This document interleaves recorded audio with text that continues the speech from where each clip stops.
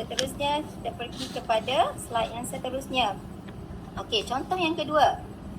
Sejumlah wang 192 dibahagikan di antara A, B dan C mengikut nisbah X, nisbah 3, nisbah 7. Okey, diberi bahawa C menerima RM112. Cari nilai X. Okey. So, kita tulis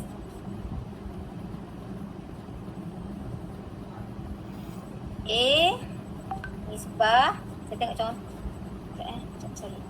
A nisbah B. Sekejap titik memang susah ya ni. A nisbah B nisbah C sama dengan X nisbah 3 nisbah dia titik kecil sangat, dia tak titik. Okey, nisbah 7. Okey, A tak tahu berapa nilai dia, diwakilkan dengan X. B diwakilkan dengan sebanyak 3 bahagian dan C diwakilkan dengan 7 bahagian. Okey, jika C menerima 7 bahagian, 7 bahagian yang C terima ini bernilai RM112. Jadi, daripada maklumat yang diberikan itu, kita boleh tahu berapa untuk satu bahagian. Iaitu kita bahagikan 112 bahagi dengan 192. 112 bagi 7, kita akan dapat RM16. Maka kita tahulah kat situ satu bahagian bersamaan dengan RM16. Jadi bila satu bahagian bersamaan RM16, X kita tak tahu lagi berapa nilai dia. Okey, yang 3 bahagian ini kalau kita tukar kepada duit dapat berapa? 16. 3 dapat RM48. RM dah ni, RM48. Nisbah yang C 112. Maka kita dapatlah nilai duit bagi X. Okey, berapa nilai duit bagi X? Tambahlah 48 tambah 112, tolak dengan total 192. So dia dapat RM32 bagi X. So X bersamaan RM32. Okay. Belum lagi. Ni belum lagi tau. Ni nisbah. So nilai kat sini bersamaan RM32. Tetapi dia nak jawapan dalam nisbah. Ni nisbah tau. So bila dalam nisbah, tak boleh macam ni. Yang ni jawapan yang kamu dapat 32 nisbah 48 nisbah 112. Ini adalah nilai dia. Dia nak jawapan tu X ni adalah dalam nisbah. Maka nak dapat dalam nisbah kena bahagi dengan 16. So 32 bagi 16 dapat 2. Kita tulis balik 2 nisbah 3 nisbah 7. Hashtag. Boleh? Boleh Puan. Boleh. Good. Sini. Okey, seterusnya. Contoh yang seterusnya. Sejumlah wang RM30 dibahagikan kepada 3 orang mengikut nisbah 1, nisbah 8, nisbah 11. Okey, kira berapa bahagian semua ni dulu? 1 nisbah 8, nisbah 11, total bahagian ni ada berapa? 20. Okey, so nak dapatkan satu bahagian RM30 bahagi dengan 20. Dapat RM50. Okey, so satu bahagian bersamaan dengan RM1.50. Bahagian terkecil adalah RM1.50 lah. Okey, maknanya satu bahagian bersamaan dengan RM1.50. So soalan yang pertama, hitungkan bahagian yang terkecil. Terkecil maksudnya yang ni lah, satu yang paling kecil kan. Dia dapat satu bahagian je. Dia macam perbahagian harta lah. Contoh ayah kamu ada tinggalkan harta untuk anak pertama, anak kedua, anak ketiga. Anak pertama dapat satu bahagian sahaja. Anak kedua dapat 8 bahagian daripada keseluruhan harta. Anak ketiga ni anak kesayangan dia, anak bongsu dia dapat 11 bahagian daripada keseluruhan. Okey, so dia tanya bahagian yang terkecil yang mana? Yang satu ni lah, paling kecil kat sini. So yang terkecil tadi RM1.50. Yang terbesar tadi, yang 11 ni, nisbah 11. So nak tahu nilai dia berapa, kena darab dengan RM RM1.50. Okey, jelas yang tu? Jelas Puan. Jelas. Good. Next, kita pergi ke contoh seterusnya.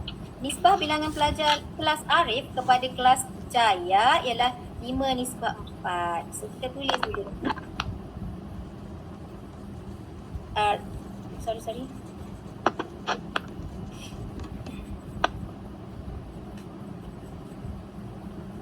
Arif nisbah Jaya. A nisbah C, saya wakilkan A nisbah C sama dengan 5 nisbah 4.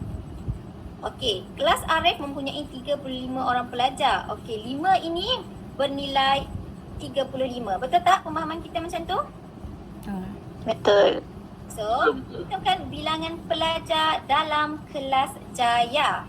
Okey, so sebelum apa-apa soalan yang ditanya pun, asas dia kamu kena tahu satu bahagian bersamaan dengan berapa. So, bila tahu satu bahagian bersamaan dengan berapa, apa-apa bentuk soalan yang ditanya, kita boleh jawab. So, first step kita cari nilai bagi satu bahagian. So, nak dapat satu bahagian kena buat macam mana? Saya nak tanya siapa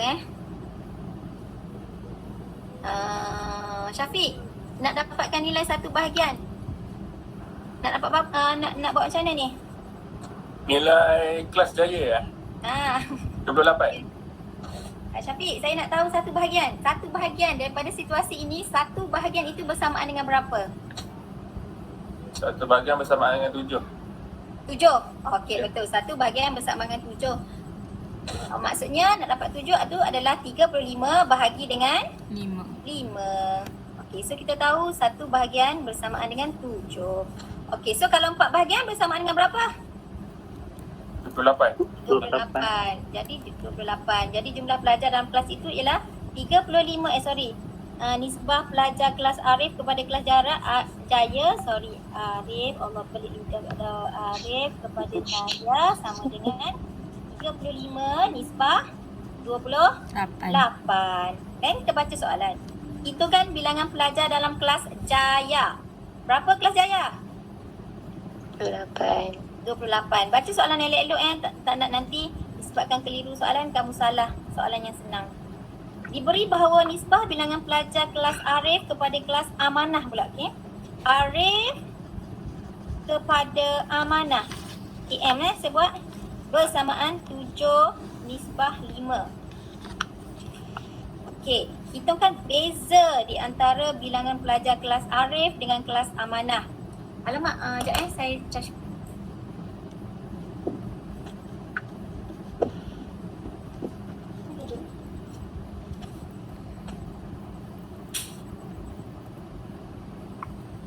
Okey. Okey, so kita kena cari kelas Amanah dulu berapa. Dia kata hitungkan beza kan. So kelas Arif kelas Arif tadi berapa orang? 35 kan? Ya. Okey, so 7 nak dapat 35 ni darab dengan 5. So 5 ini pun kena darab dengan 5. So 5 darab 5 dapat 25. 5. Kelas Amanah 25. ya, jadi kelas Amanah 25 orang. Soalan dia pula hitungkan beza. Bila beza maksudnya kita kena Tolak. So 35 tolak 25 dapat 10. 10. Okey, sangat-sangat simple. Okey, John, Ramli dan Beng Hui membahagikan RM tak tahu berapa di antara mereka mengikut nisbah 3, nisbah 4, nisbah 5. So kita keluarkan dulu maklumat yang ada. John. Sekejap. John, saya buat J tu John lah maksudnya. Jimat masa.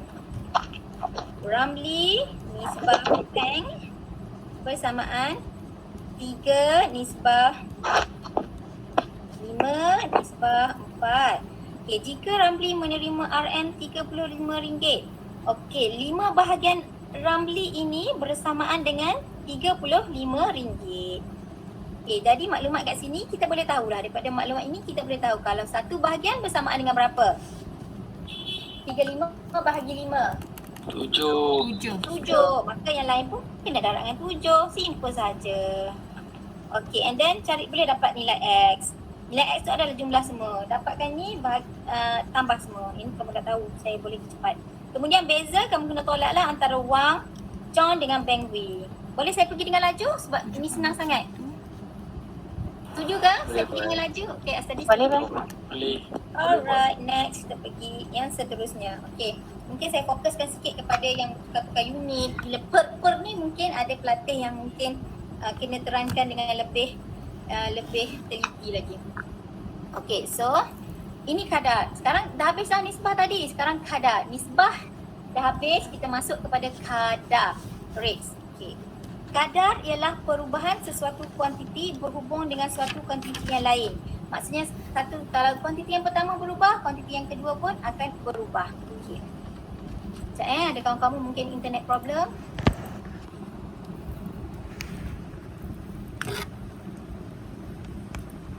Okay. So kita tengok contoh. Kadar bayaran tol lebuh raya ialah 6 sen sekilometer. Maksudnya 1 sen dalam 1 kilometer. Okey, contoh seterusnya. RM2.50 per kilogram. Maksudnya 1 kilogram berharga RM2.50. Kalau 2 kilogram jadi berapa? RM5. Okey. RM5 puan. Contoh yang kedua. 60 km dalam masa 1 jam. 60 km dalam masa 1 jam. Ini adalah bagi halaju. Unit bagi halaju adalah kilometer per jam. Contoh dia lah kilometer per jam. Okey, so kalau 2 jam, jadi berapa kilometer dia pergi? Maksudnya 60 km per jam, maksudnya dia boleh pergi sejauh 60 km dalam masa 1 jam. Sebab itu dikata kalau dia bergerak, kamu bawa kereta dengan laju 60 km per jam, maksudnya dalam masa 1 jam, kamu boleh pergi sejauh 60 km.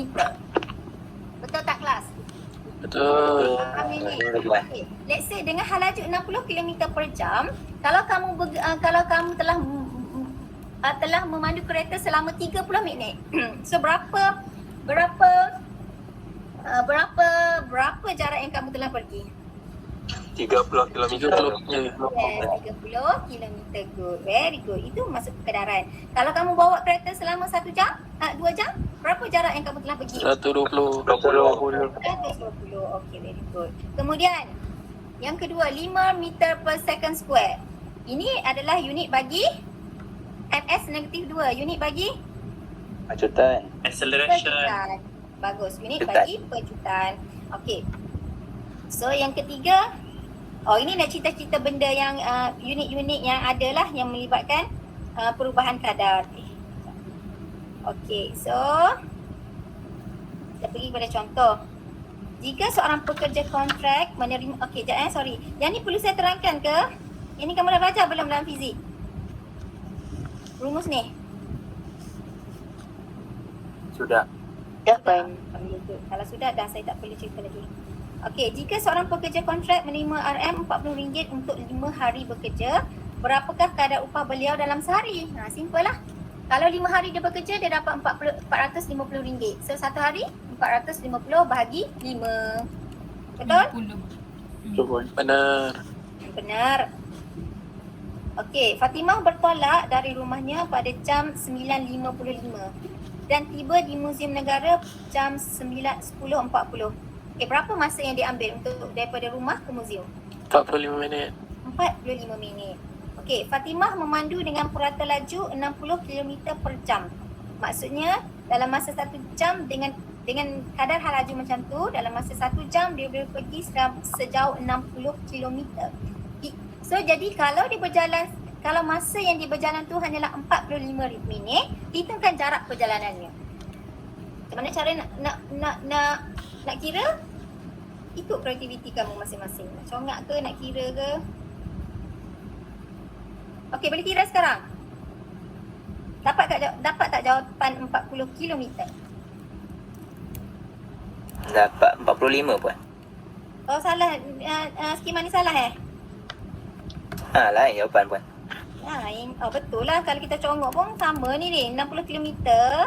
60 bagi 60. Betul. 60 km dalam masa 1 jam. Maksudnya dalam masa... Betul jawapan kamu 45 tu. Dalam